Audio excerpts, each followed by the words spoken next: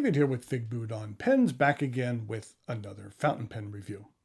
I like to tell stories, and I like pens with stories. And the pen I have for you today is one that I feel has an intriguing and unique backstory. One where someone's random social media comment actually turned into the inspiration behind this pen. It is a brand new release from Bennu and is called the AstroGem. What I am going to do today is go over the parts and features of this out-of-this-world offering, talk about what I care for and what I don't care for about it. I'll show some measurements, size comparisons, and provide a writing sample. Thanks go out to the good folks at Bennu for providing the two pens you will see today for review, one of which will be given away to one of you. So stay tuned to learn how you can enter a chance to make one of these pens your very own. There are 7 different models of the AstroGem. Here's a look at each of them, which are named after Greek gods and goddesses. There is Juno, Pallas, Echo, Apollo, Kilo, Leto, and Midas. You can see that each are made from colorful resins with interesting embedded features. Okay, as quickly as I can, I wanted to get into the story about this pen. You see, there was this asteroid. The original name of this asteroid was 1999 QR36. Not the most attractive name. Back in 2013, the Planetary Society held a contest in which 8,000 entrants from around the world submitted name suggestions, and it was then called Bennu, which was submitted by a 9-year-old from North Carolina named Mike Puzo, which was selected to be the winner. If you are not familiar with the history of the name, Bennu is the name of an Egyptian deity which is typically depicted as a heron and associated with the sun, creation, and rebirth. Sometime you will see the name with one N, as in the Bennu Pen Company, but in the case of the asteroid, it uses the 2N spelling. Back in 2020, NASA sent up a probe to get a sample of material from Bennu, and back then it made the news. Andrew Chorley made a comment on the story saying, "For a second, I thought they had touched on Bennu pens." Bennu got a kick out of this post and the accompanying picture and decided to make a pen inspired by that picture. Now, I hate to break the news to them like this, but I don't believe that that is a picture of the Bennu asteroid, because this is Bennu. According to NASA, this small round ball, which is about 1/3 of a mile wide, is Bennu. Whoever attached that picture to that article didn't do their research. What is pictured is actually a very historical comment called Oumuamua, which was the first confirmed object from another star to visit our solar system. The Oumuamua is a Hawaiian name and means a messenger from afar arriving first. But regardless if this pen was inspired by the incorrect picture, I still think the backstory is pretty interesting. Now, when the NASA probe landed on Bennu, some very interesting and unexpected things happened. I've talked long enough about this background, but I will put a link in the notes below to an article which has a NASA video embedded in it. I'd highly recommend you check it out. In watching it, I learned a number of things in regard to how elements in space can be constructed and how this probe made a very important and unexpected discovery. Okay. Let's take a look at this pen. 2 pens, actually. The models which I have in my possession are the Apollo and the Leto. The Apollo has a deep mix of vibrant blues with the swaths of shimmery red accents. And then we have the Leto, which has a black and gray base and the shimmery green accents. For the sake of this review, let's focus on the Leto. But just be aware that the Apollo is the one that is actually going to be given away. Overall, this is a very interestingly shaped pen where some portions are squared, some portions are faceted, and others are rounded. It's designed to almost give it a bit of a natural haphazard look, like it was something formed by nature. I do like the patterning on this material. The glittery green looks nice in contrast to the pearlescent gray and black. Let's take a look at the top of the cap. It is rounded. This bulbous cap is the widest portion of this pen. Then we have the traditional Bennu clip. It has the appropriate amount of tension and can accommodate materials of varying sizes. Toward the end of the cap, there are a number of facets, one which contains the company name. I like how, unless the light hits the pen at just the right angle, it's tough to even see the branding. I kind of like when elements of the pen hide in plain sight like that. At the end of the cap, there is a translucent green band and then a medium-sized step down to the barrel, in which that green material extends. The barrel is faceted and tapers down to a more squared off end, and the very end of this barrel is slightly rounded. The cap twists off with 2.5 rotations, and underneath we have a number 6 Schmidt stainless steel nib. As you can see by the prominent B in the middle of this nib, this particular nib is a broad.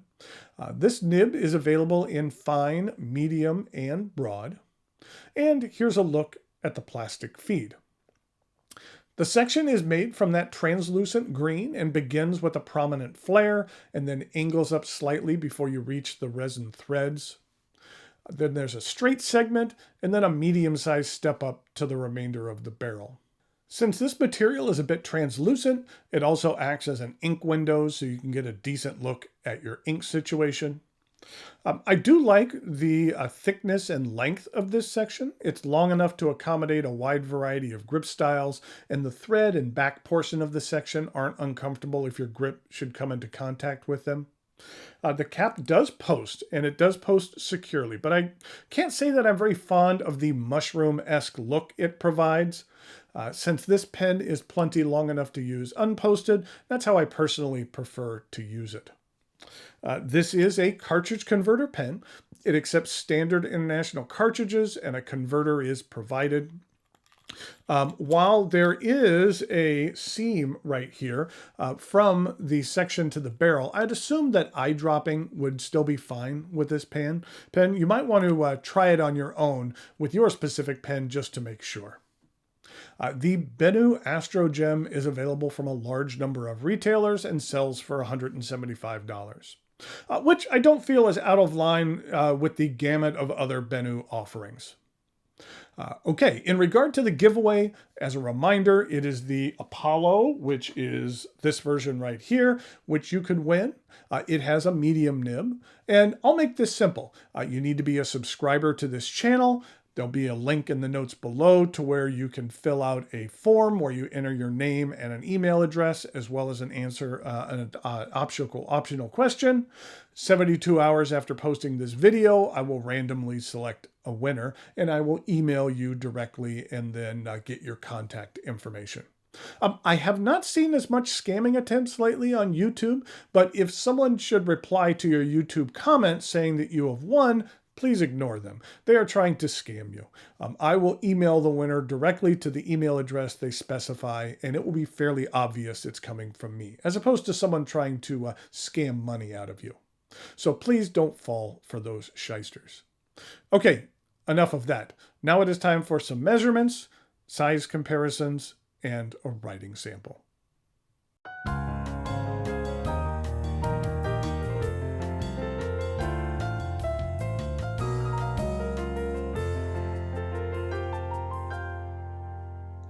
So here we have the Benu AstroGem. We have the Lido as well as the Apollo. Just as a reminder, the Apollo is the one that is going to be given away. In regard to a couple of other Bennu models, this is what it looks like with the Euphoria model, which is the Steamboat Master, which I recently reviewed. Then here it is with the Talisman Dragon's Blood. And then another one I recently reviewed was the Bennu Viper.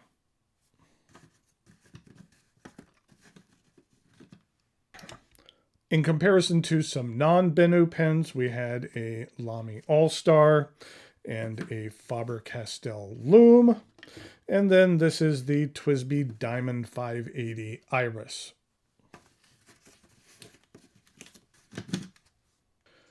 In regard to the uncapped comparisons, here it is with that TWSBI Diamond 580. and the Lamy All-Star. And then here it is with the Euphoria, the Steamboat Master, which is the largest of those models.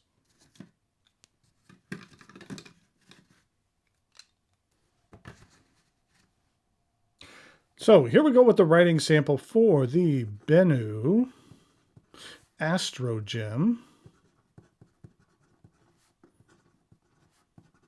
This is a broad stainless steel nib. And with this green pen, I thought I would use one of my favorite green inks, which is Diamine Apple Glory.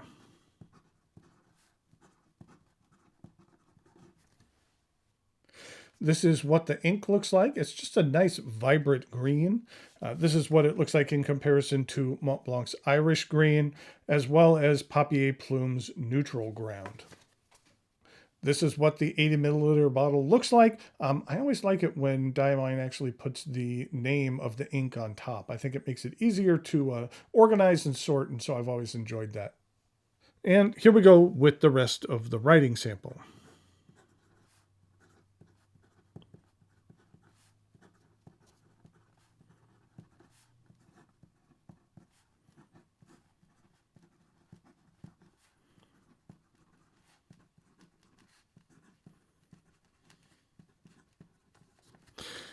This is a very generous broad nib. It is stainless steel. You're not going to get a lot of line variation out of here at all, but it is very wet and juicy, especially this broad nib.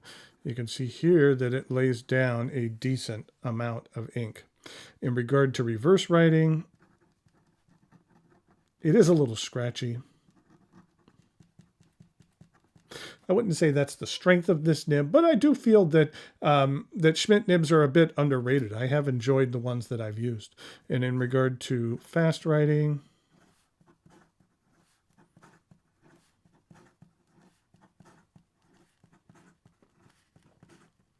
the feed keeps up very well. So there we have the Benu AstroGem. I think this is an interesting addition to the Bennu lineup. I just really also just like the material that they use there. I think it's just different than things that they've used in the past. There still is some of that Bennu shimmer in there, but the base material is something a bit different. Even though it has some pearlescence to it, I think that it's something that I enjoy. So don't forget to look into the notes below to see how you can enter to win this Apollo. And thanks again go out to Bennu for providing these pins for review as well as giveaway. Until next time, thanks for watching, and I'll talk to you later.